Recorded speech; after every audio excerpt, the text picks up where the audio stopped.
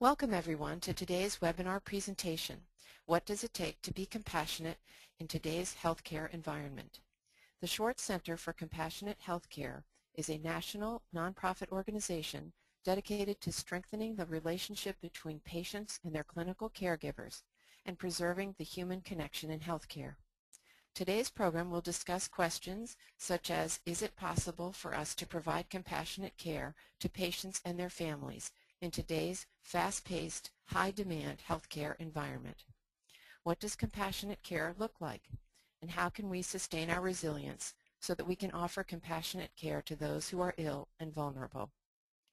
Today's program will also discuss the components and process of compassion, the personal qualities and skills that make compassion possible, the impact of work-related distress on compassion, as well as helpful strategies for deepening and sustaining our compassion for patients, their families, and ourselves.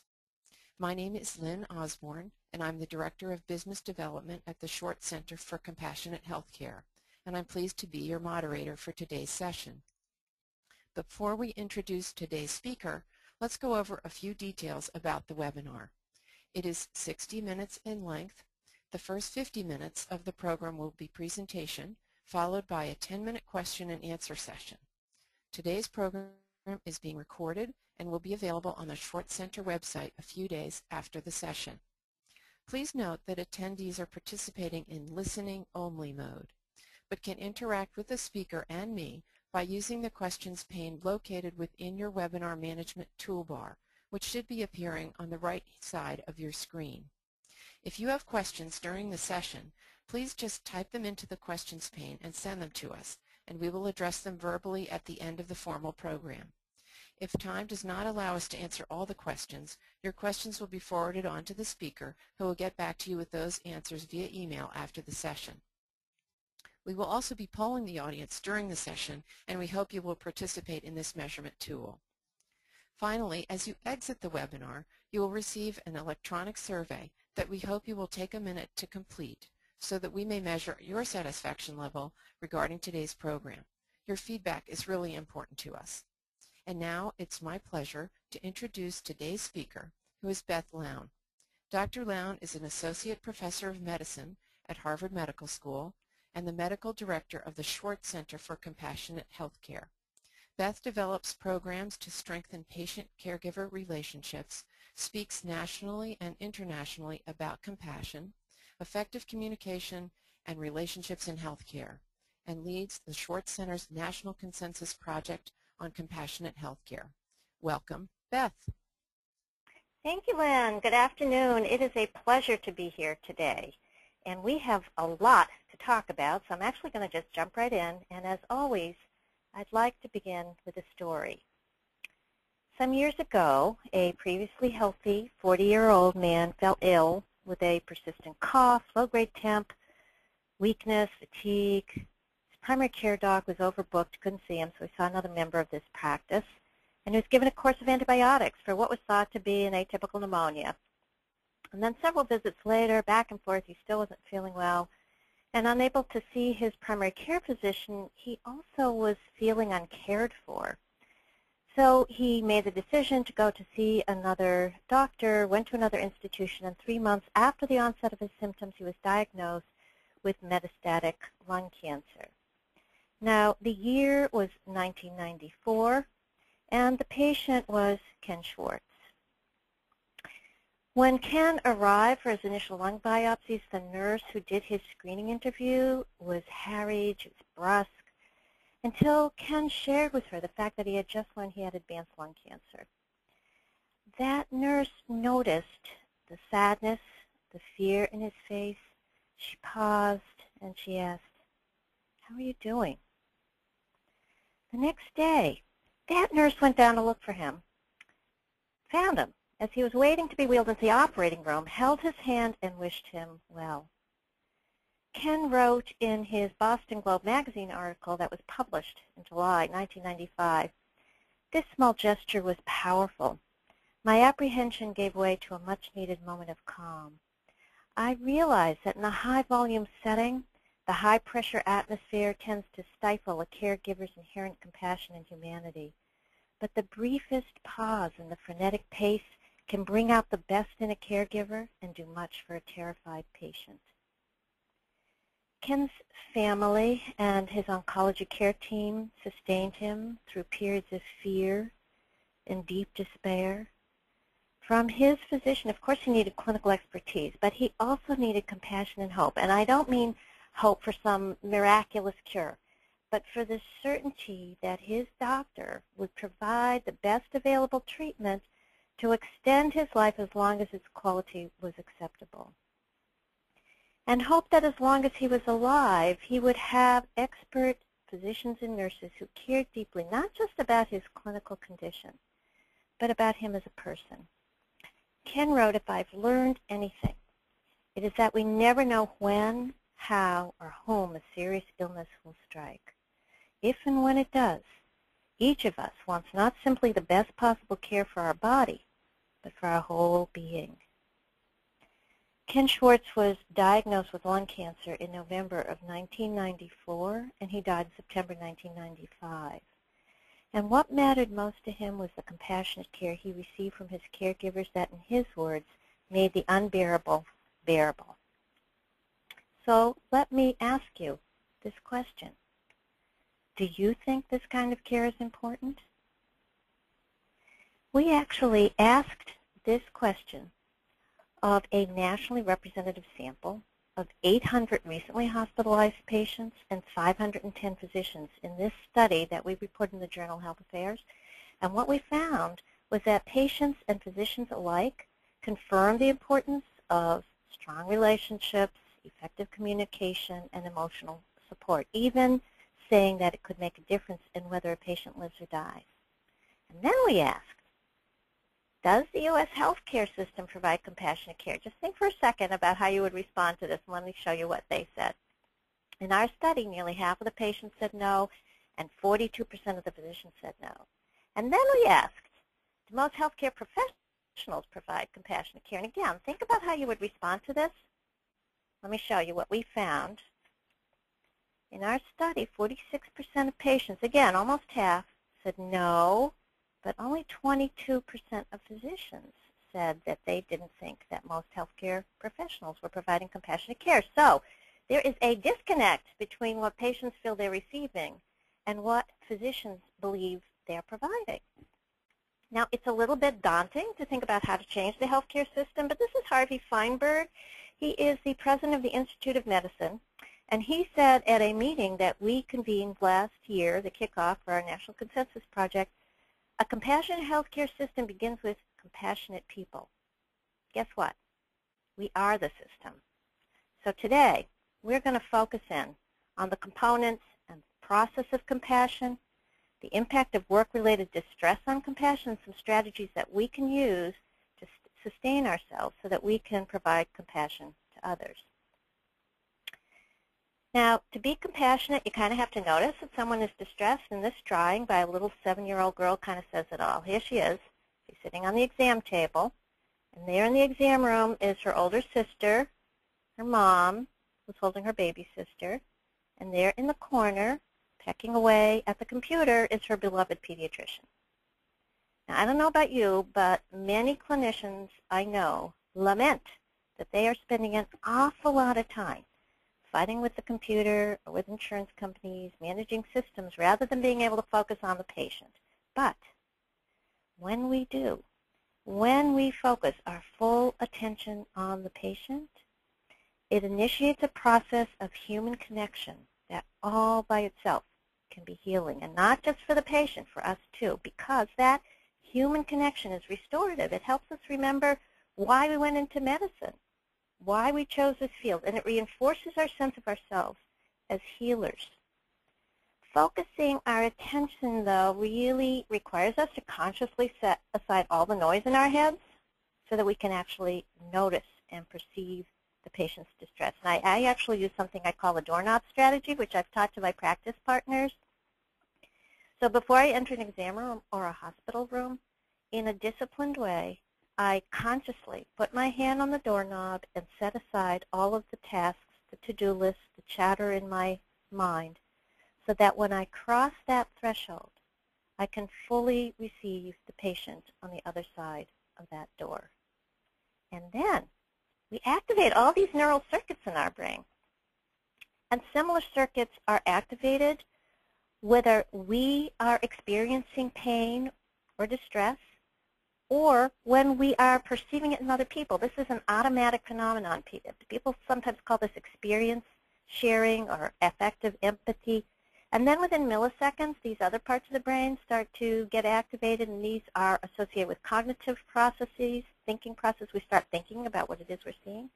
And some people call this mentalizing or cognitive empathy. It's about trying to understand what the patient is experiencing, the patient's perspective. And in the real world, actually, both of these pathways are co-activated, and our responses are modulated by a lot of different factors related to the patient, related to ourselves, and the organizational cultures and the systems that we are all working in. So what happens when time constraints, the culture of medicine, organizational climate, some people call this the hidden curriculum, what happens when these things actually blind us to the experiences and the suffering of patients? Now take a look at this painting and think about what this artist is trying to portray. What makes this really remarkable to me is that this was actually painted by a third-year medical student. And this group of 8.5 medical students, they can't see that whole person lying in the bed in front of them. They can't see that person. And they can't see each other, and they can't see themselves. They are blinded to perception, experiences, and feelings. And I'll just tell you a really quick story. Many years ago, I was making rounds on the wards with a group of physicians, and we were seeing a young man in sickle cell crisis with a painful knee. And I was going through all these demonstrations of the signs of the fluid in the knee, and then we left the room, and I asked one of the physicians how they were managing this patient's pain, and he replied, they were all just drug seekers. Now, this was just one person's response to this particular patient's suffering, but there is extensive research demonstrating that in high-volume, time-pressured settings, when we are faced with complicated clinical problems, especially ones that are associated with uncertainty, physicians at least rely on these mental shortcuts, they're called heuristics, to make decisions about diagnosis and treatment. And these conditions, these same conditions, high volume, time pressure, uncertainty, all of these activate unconscious stereotypes and bias, which suspend compassion and lead to errors and to disparities in care. These all have to be addressed in our educational efforts. In order to feel compassion, we have to care about the patient. We have to value the patient's welfare. So when we do focus our attention, when our neural networks are all lit up and resonating and activated, we perceive the patient's needs, and we value the patient's welfare, when these conditions are in place, then we awaken empathic concern or compassion, which is really the state of feeling for another. But in order to really understand the unique way in which patients are distressed or suffering, first we light up this incredible compassion family of other-oriented emotions related to tenderness, kindness, a kind of professional love, all the way through sorrow and grief at that person's plight. We still, though, have to figure out, well, each person is unique. In what ways, what is the unique way in which this particular person is distressed or suffering? So we have to be able to understand how this person, how the patient is making sense of his or her illness. That's the explanatory model. What is this? How does it work in my body? What her hopes and preferences are, needs, concerns, fears, and the broader social and cultural context in which all of these are occurring. And all of this requires the personal qualities of non-judgment, openness, respect, caring kindness, and the ability to be truly present. If we project ourselves into a patient's situation and assume that they are feeling what we would feel, we may well be mistaken.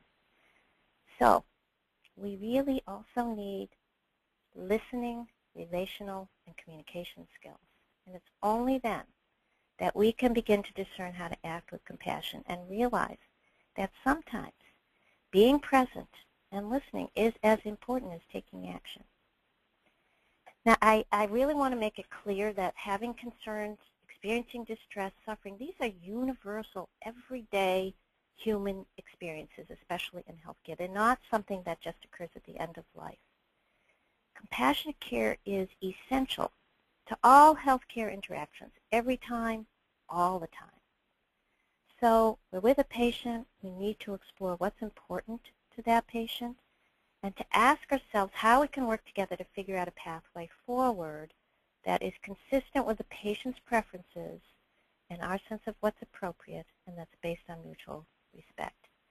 And this act of co-creating the path can be transformative for both patients and caregivers, and I'd like to illustrate this with a story. And this is Sandra's story. So years ago, I met Sandra. She had a very serious autoimmune disorder that compromised her lung function, amongst other things. And she had been hospitalized 6 times in 8 months in the ICU on a ventilator. And everything that she loved and valued, she felt had just been stripped away from her. Her independence, being with her family, participating in that activities, and she just felt she just couldn't go on. Now, she was young, but she had made up her mind. She prepared advance directives, and the next time she wound up in the emergency room, she refused intubation, and the emergency room staff went nuts. They were trying to persuade her to change her mind. You're young, we could save you. She had prepared herself. She wouldn't budge. And then this pulmonologist came in to speak with her. I can't face it again, she said. So instead of telling her all the reasons why she should consent to treatment, he quietly asked her, what is it you can't face? Tell me what we could do differently. Now let me read her words here. The restraints, I feel like an animal. They tell me I have to be restrained because I'm agitated, but I'm trying to get free. He assured me he would not allow me to be restrained. He told me he would stay with me until I was stable and calm. If he had to leave, he would leave explicit orders to call him if I became restless. No one would have permission to restrain me. And the morphine, I don't want to be doped up all the time. I need to be able to ask for it when I need it. Sometimes it's more important for me to be alert so I don't slip away into the rhythm of that machine, breathing in and out, in and out. He showed me the order sheet as he wrote a PRN order for morphine. Our conversation couldn't have taken more than 5 or 6 minutes, but it was a powerful force. I could feel myself slipping into the dreaminess that would end my life if I refused the ventilator. Literally, this man stood between me and death. He took my hands, looked at me, and said, I don't want you to die. In a few minutes, you'll be unconscious, but I won't do this if you say no. We can work together on this. Those words conquered my fear, the fear of having no control in my life. He was willing to make my wishes primary. In that moment, he returned my humanity to me. I nodded agreement. He did keep his part of the bargain to honor the things I didn't want and made the next few days easier to endure. This time, the ventilator didn't possess me. It was different because I was able to say no. No to restraints. I could reach the call button.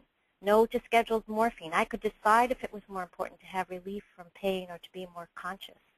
No to isolation. I had a pencil and paper and could communicate. I had choices, and I was able to make decisions about important aspects of my care. This brief dialogue pulled me back from the only decision I thought I had left to make. One human soul reaching out to another made space between 2 extreme options. Either yes, agreeing to everything the doctor ordered, or the final no. This story is always just amazing to me. This woman, she was young at the time, she survived. She went into remission, and she told me this story at least 20 years after it had happened. There are so many remarkable aspects to this story, not the least of which is the compassion that flowed there. But what really strikes me every time I read this is that these two people together, they created a pathway forward that neither one of them could possibly have imagined alone. And this, I think, is transformative compassion. So what is compassion exactly? This is one definition. Compassion is other-oriented emotions that are elicited by perceiving another's concerns, distress, and suffering coupled with altruistic motivation and actions to ameliorate, to lighten the other's distress. People often ask me what's the difference between compassion and empathy, and there's a lot of debate and disagreement about this, so this is my take on it. I think that compassion is the other-oriented emotional response. Compassion is feeling for, empathy is feeling with, standing in another person's shoes, and compassion is associated with a desire to transform suffering. And this is the empathy-altruism hypothesis. This is C.D. Batson's work. He's a very, very accomplished researcher, social psychologist. And he says that in the presence of compassion, human beings experience empathy-induced altruism, which is a state in which the ultimate goal is increasing another's welfare rather than our own. This is really the foundation of what some people call professionalism, right? So let me show you this model that we're developing here based on a lot of work by other very accomplished people.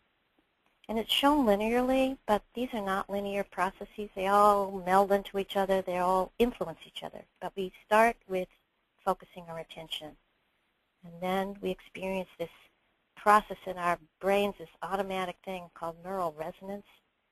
We perceive a patient's needs, which awakens empathic concern. And if we value the patient's well-being, we become motivated to improve that person's state and to lighten distress and suffering.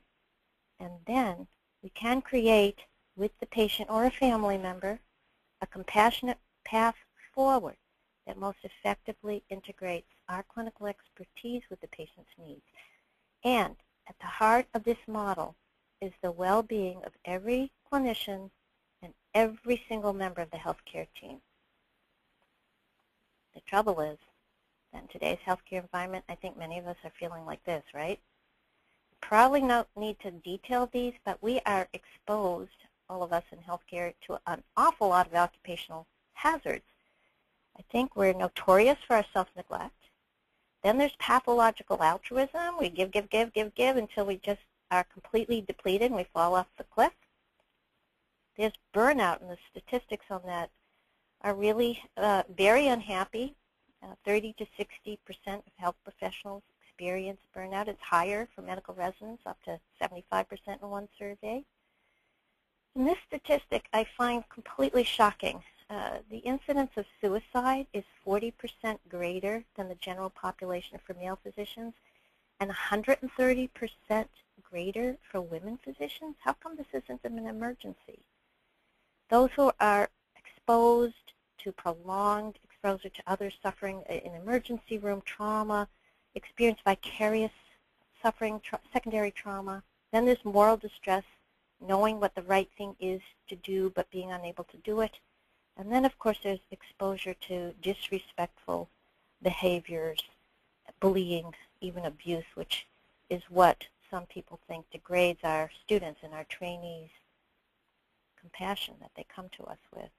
So instead of experiencing empathic concern, I think many health professionals and staff are experiencing personal distress, trying to reduce their own distress and suffering, and that results in using defense mechanisms like avoidance and detachment.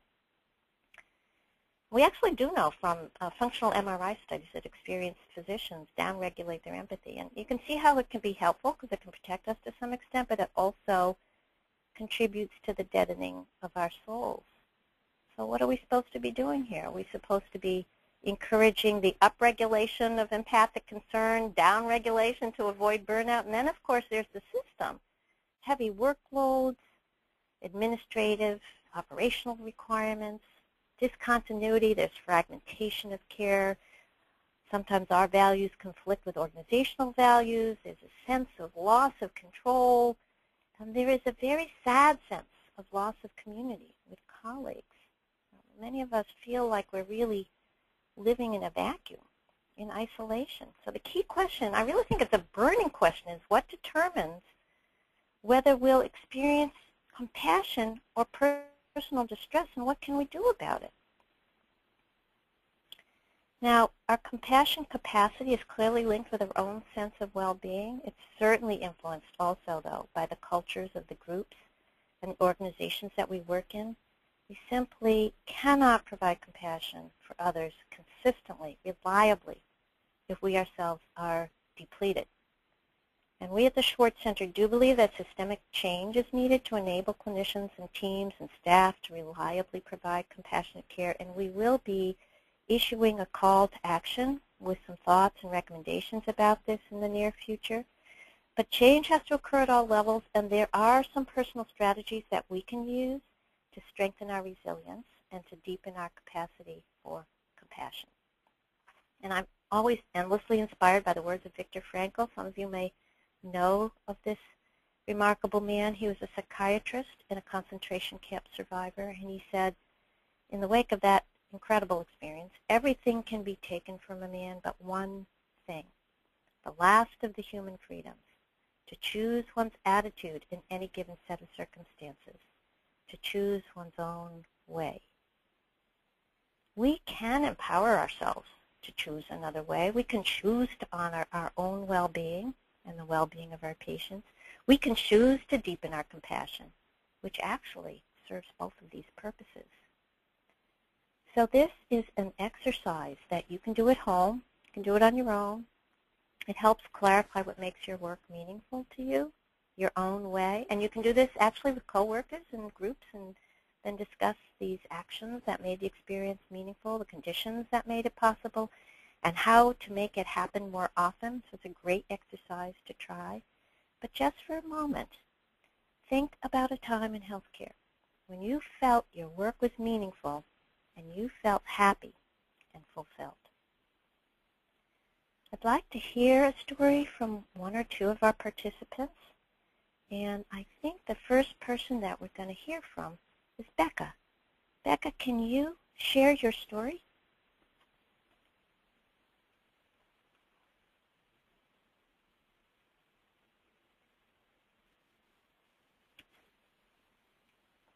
I'm not sure I can hear Becca. Maybe others can. Is Les available? He also. I There you are. Is that you, Becca?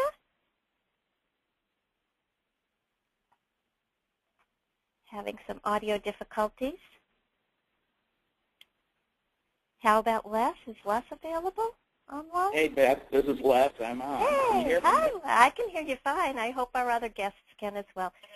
What about you, Les? Can you share a story about this kind of a work-related experience when you really felt you were working at the top of your meaningful potential? Well, yes, I can. As a matter of fact, it was a patient that I'd seen Friday. Huh. And her name is, yes. And her name is Helen, and I've been her doctor for 15 years. Been through a number of medical problems, including spinal stenosis surgery, angina, TIA, but she is very tough and irascible. For everyone who doesn't know these abbreviations, TIAs is a transient ischemic attack like a stroke. Go ahead. Okay, so she's a tough and irascible little old lady. She's 93. She weighs 83. At any rate, recently her problems have been depression and social isolation. As a widow, she moved to my area to be near her sons, one of whom died of a brain tumor 4 years ago. She got depressed, and I was able to connect her to a nurse therapist named Marie who gave her useful support. And Helen, however needing, still refused all offers of antidepressant medicines, declaring they all had made her sick whenever she tried them in the past. She had lived in an in-law apartment with her other son. He ran into financial difficulties about 2 years ago and moved himself and family away without taking Helen, leaving her with limited funds to move into subsidized elderly housing. Still independent, but a trip down the socioeconomic ladder then at the age of 91, and with decreasing social contact and growing estrangement from her son. Mm-hmm. She became paranoid and depressed and was even hospitalized over paranoid ideas about being broken into, and I can't say that some details aren't utterly believable. But she experienced that hospitalization as a betrayal by Marie, who had been party to the admission, and even by me to the extent I had endorsed it on the face value of the details at the time. Yeah. I was able to restore my relationship with her, but she remained isolated and grew more depressed. She realized she needed Marie, her therapist, but wasn't comfortable seeing her. So I called Marie, and I told her Helen would come back and she could affirm that Marie was really on her side, and this did happen. On the medication front, I persuaded her that I would try meds very cautiously. She agreed to a test dose of an antidepressant medicine at 1/2 the usual dose in the morning if I could see her that afternoon to make sure it was well tolerated. And over a few steps, we've now gotten her an adequate dose of the antidepressant medication. And finally, when her son appeared with her, I asked them to avoid going into areas of contention between them, that there was no point in revisiting their irreconcilable versions of the past, and they agreed to move on, and as a result, she'll be going to his new home for the very first time at Thanksgiving. And where's this new home? Yeah, in Charlestown.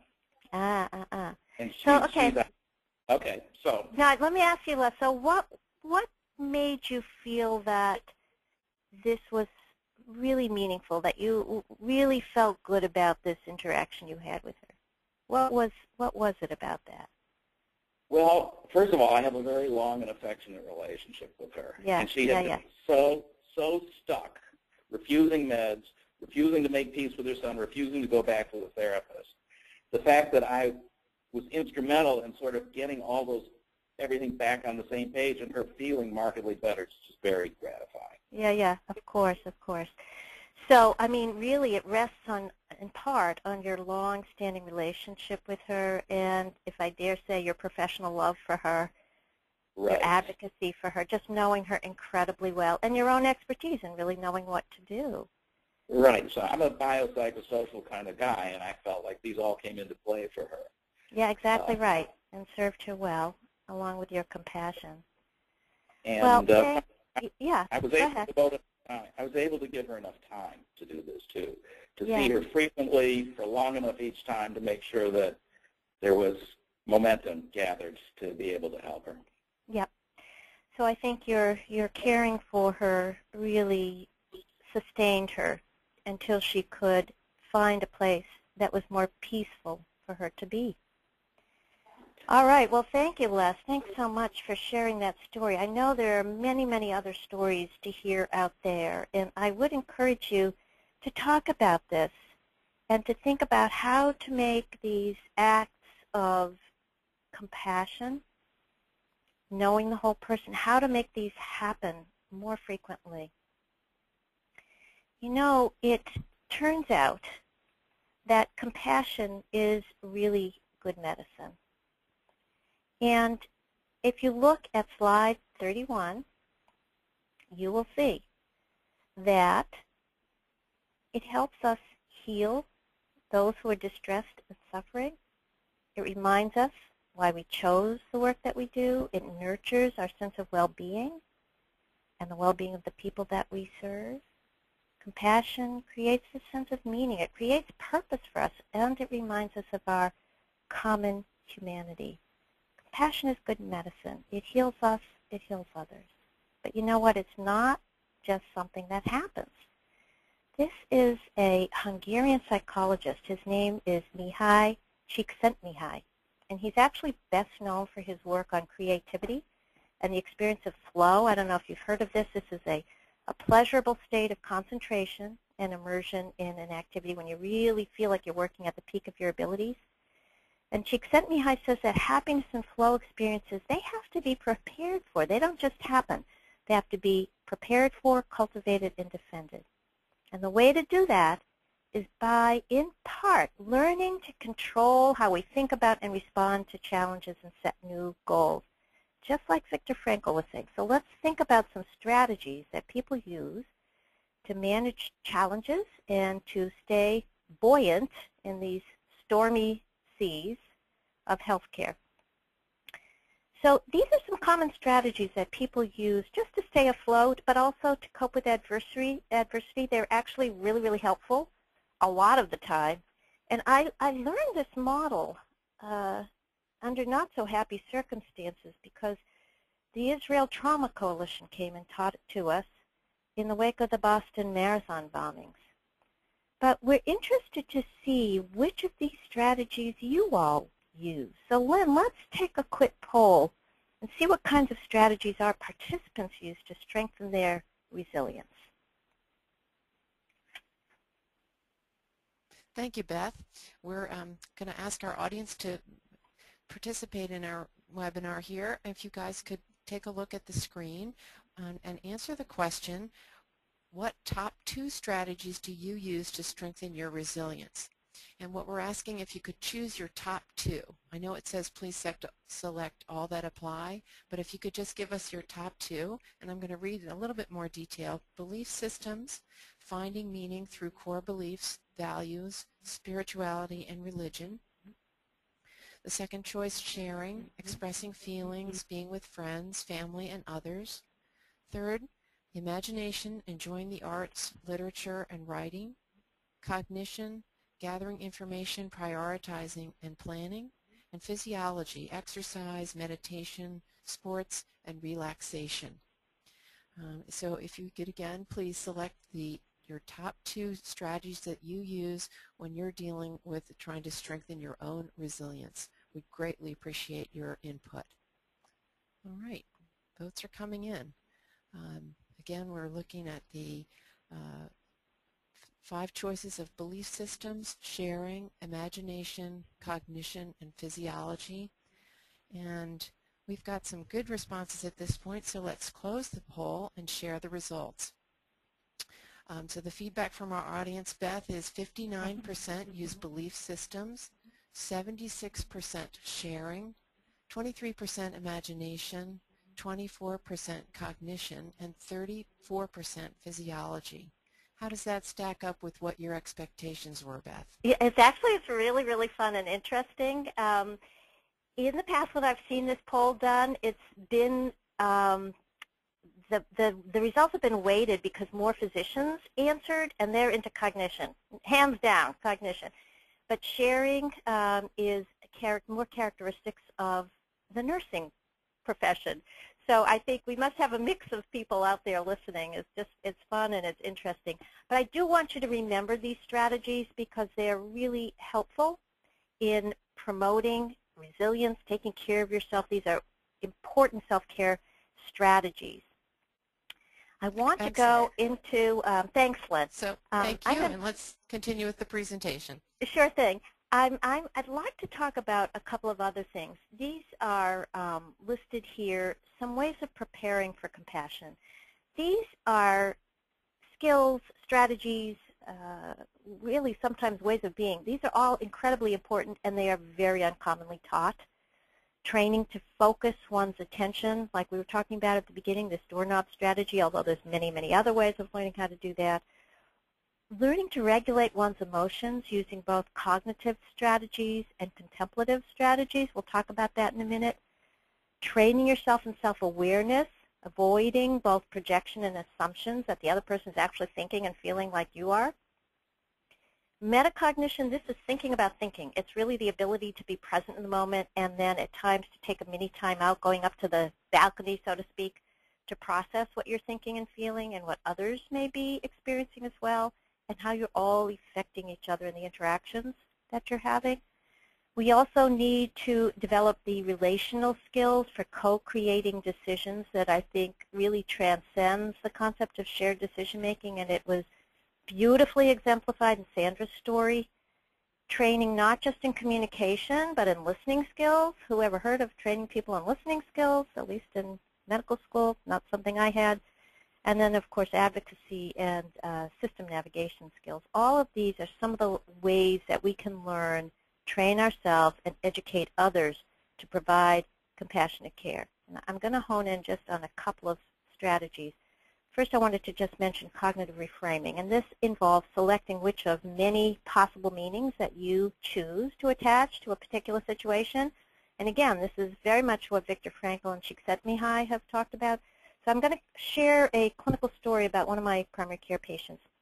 I'm going to call her Mrs. D, and I had known her for many, many years before she developed a aggressive cancer. And I really love this woman. She was kind, loving, generous, humble. She went through just a barrage of chemotherapy. She had 2 craniotomies, multiple surgeries, and she was always smiling. And then we really ran out of possibilities to extend her life when we engaged hospice, and I transitioned into being her hospice doc. And I would go visit her in her home. And she occupied this hospital bed in the center of her living room. She was surrounded by her kids and her grandkids all the time. It was kind of noisy, but she looked kind of happy, and she was comfortable. But she had one daughter who insisted that her mom not give up. And she wanted all kinds of things. She wanted us to insert a feeding tube and so forth. But her mom had made her wishes clear, and that she was not interested in heroic measures. And after she died, I was thinking about her quite a bit, and I got a phone call that this daughter wanted to see me. And she wanted to bring her dad, and she was incredibly angry. She insisted I should have done more to prevent the progression of her mother's disease, and I just got really anxious and upset, started feeling defensive. And I got mad at her, and I spent just hours preparing for this. And then my practice partner spoke with her, and I was out of the office for a bit. And then he told me that he thought this doctor really just wanted to be sure she had been a strong enough advocate for her mom. And as I thought about this, I began to realize that because she had had so much trouble adjusting herself, giving herself up to the process of her mother's dying, this daughter had never been able to say goodbye to her mother. And the more I began to understand what her emotions might be, something just completely changed for me. And I decided that the most important thing I could do was just to be present and to bear witness to her grief. And in the end, she let go of her anger, decided to grieve, and I let go of my anger and my anxiety, and I also let go of my self-judgment. And in retrospect, I can see that using this strategy of empathic perspective taking, I was able to really reframe what was happening in a way that allowed me to be more compassionate with this daughter and also with myself. So I think it's an important strategy to keep in mind. I also want to talk about contemplative practice strategies. There is an awful lot of really interesting emerging research that suggests that mindfulness and compassion training through meditation and contemplative practices increases positive emotions and altruistic behavior. And we're actually going to be hosting some webinars on this type of training later on in our series. And I am not an expert by any means in this. I'm quite new to this, but this kind of focusing on the breath and then this kind of compassion training, this is a Buddhist meditation that's been practiced since ancient time. And it is included in some courses on mindfulness-based stress reduction, mindful communication, and I just loved it. So I am going to read it to you. I could not resist. So you can do this at home. Yeah, you can do it if you wish. You sit in a comfortable place, you can close your eyes if you want, and you repeat these words. And you begin by directing this kind of compassion, loving kindness to yourself. May I live free from fear. May I be happy. May I be healthy. May I live with ease. So you begin by cultivating this feeling of compassion for yourself, and then you extend it out to others. A neutral person, a friend, a difficult person, progressively enlarging circles of living beings. May you live free from fear. May you be happy. May you be healthy. May you live with ease. I think that these strategies are fascinating, and the neuroscience behind them is fascinating. And so I would urge you to consider attending some of these future webinars coming up. I also want to show you this really interesting definition. This is a definition of self-compassion by Kristen Neff. And she is a psychologist who began doing research on this topic a decade ago. And she defines self-compassion as being touched by and open to one's own suffering. not avoiding or disconnecting from it, generating the desire to alleviate one's suffering and to heal oneself with kindness. Self-compassion also involves offering non-judgmental understanding to one's pain, inadequacies, and failures, so that one's experience is seen as part of the larger human experience. How lovely would it be to be able to actually offer this to yourself? It's a tall order for many of us who are kind of self-judgmental, compulsive, type A. But if you're interested, you can test your self-compassion on Kristen's website, and the link is down there, and it'll be posted when we have our handouts posted on our website if you want to go there. Now, so far we've been focusing on personal strategies to deepen compassion, but we're social animals, and we all need social support, so let's not forget about the short center rounds. They are certainly wonderful, meaningful opportunities to share and discuss experiences and to give and to receive support. So let's just think about where we've been. We've been talking about this model of compassion with all of its various components and processes. And we've discussed some of our own personal strategies for strengthening resilience, those self-care strategies. We've talked about needing to prepare for compassion and the qualities and the skills that we need to develop to provide compassionate care: openness, respect, unconditional caring, kindness, presence, listening, relational communication skills. We mentioned the need for balanced emotion regulation, which can be fostered through mindfulness training, cognitive reframing, and a variety of other strategies. And we discussed the need for self-compassion. There is so much to share and to learn from each other about each of these aspects of compassion and how to provide more compassionate care. And we're actually going to be spinning off topics from this model and from your suggestions for our webinars and other educational opportunities on the various aspects of the models and the skills necessary to provide compassionate care, beginning with a webinar by Dr. Helen Reese on teaching empathy. Ron Epstein will be offering a webinar on teaching mindfulness and communication, and Cinda Rushton is going to talk about managing moral distress and strengthening resilience. We have lots of other ideas for terrific topics that you can see listed here, and we'll address many, many other topics as well. So let's remember out there, we can choose our own way. We can choose our own way, one that fills us with a sense of purpose and meaning. We can, and we have chosen, to serve and to heal. We can choose to provide and to promote compassionate care. So I think that we have some time for questions. Lynn, do you have some questions that our listeners have sent in? Thank you, Beth. We do. Let me start with, I'm sure our audience joins me in thanking you for sharing these wonderful insights with us. To our audience, if you have a question you'd like to submit, you can still do so. I have 4 or 5 ready, but I will certainly be taking more. Just type your question into the questions pane on the right of your screen, and we'll answer as many as we can in the time that we have. So Beth, our first question is, how can behavioral health clinicians best deliver compassionate care while respecting boundary concerns? Well, that's an interesting question. I think the first thing is to really try to understand what boundary concerns are and to understand this self-other distinction, which is so very, very important. It comes, I think, it has to begin with understanding what belongs to us and what belongs to others, and not projecting ourselves into other people's experiences and assuming that they are us or we them, or that we think and feel the same way. So I think that takes a lot of self-examination and discussion with mentors, with teachers, with supervisors.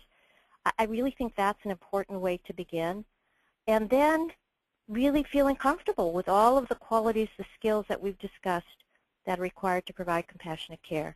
But I think having a good sense of your own boundaries first and trying to understand that self-other distinction, keeping it clear in your mind is an important first step. Excellent. Beth, thank you. Second question, can you really teach compassion? Mm.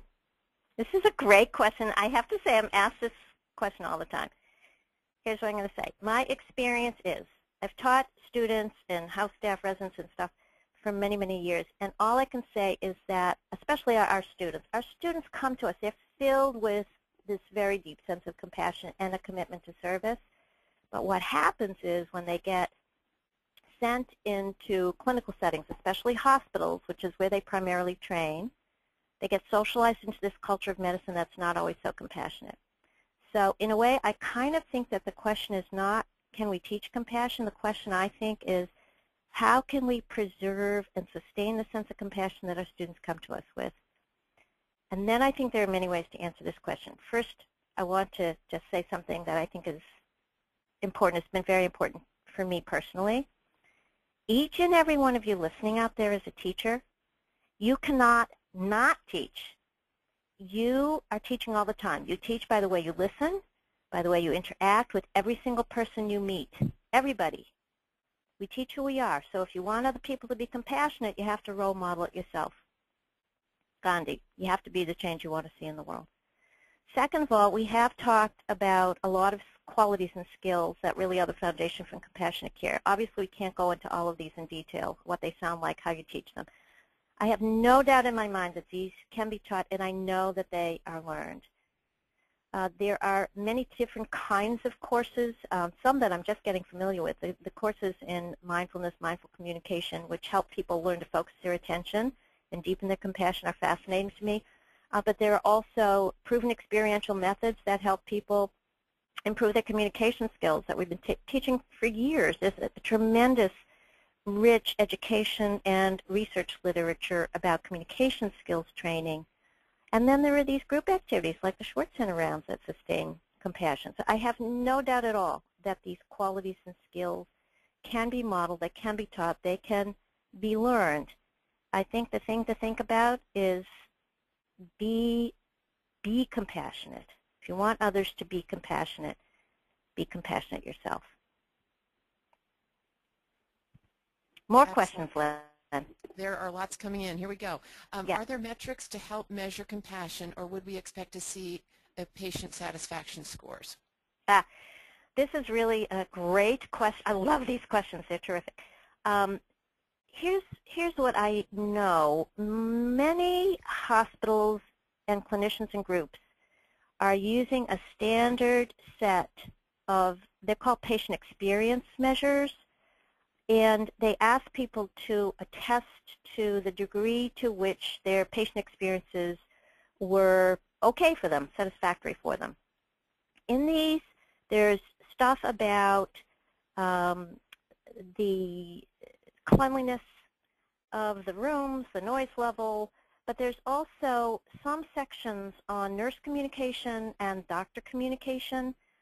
There is one question in two widely used surveys that ask about whether or not the doctor or the nurse listened to you.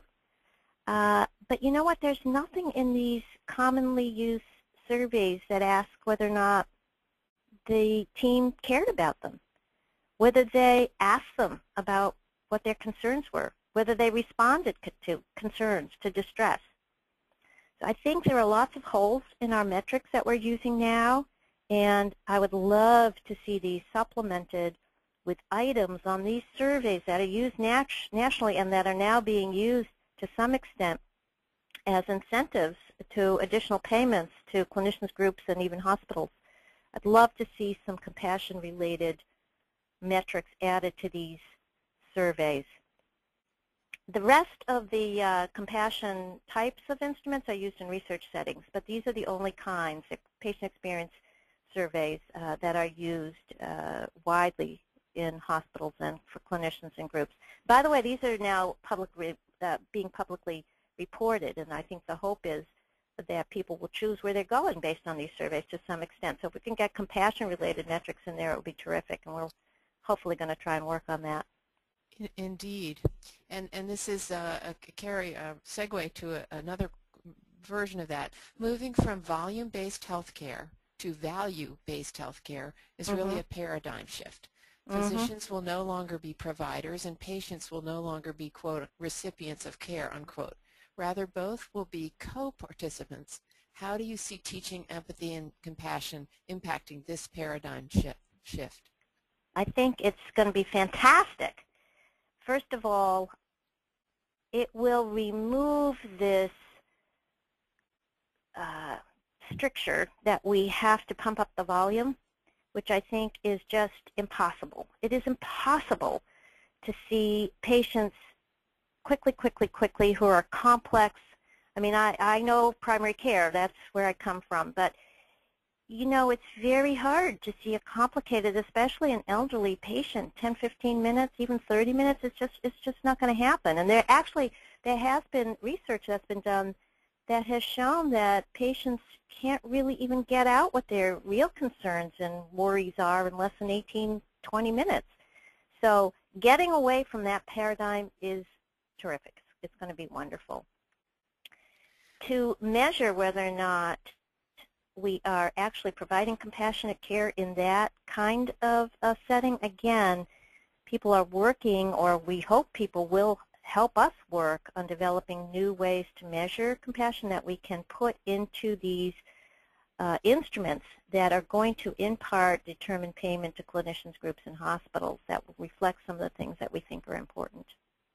Beth, you started to touch on this, and I just want to ask, we have time for one more question, and it's a quick one, I hope. But what effect does limited time with patients have on the ability to be compassionate? Yeah. Well, I did start to talk about it. I think, you know, I'm of two minds about this. Because on the one hand, if you look at the stories that I told today, Ken Schwartz, this nurse came down. She held her hand in the just before he was wheeled into the operating room. That didn't take long. You look at Sandra's story, and right there in the text it said this interaction took 5 or 6 minutes. It completely changed her life, and probably the life of that pulmonologist, too, who interacted with her in such a meaningful way. So on the one hand, I think you can make these connections if you are prepared to make them. It gets back to preparation, which we were talking about in the webinar. You can do it, but again, when you think about some of the really complex issues that we have to deal with, particularly trying to sort through end-of-life decisions and having these conversations about goals of care, that cannot be done, you know, in moments. We need time to have these kinds of conversations.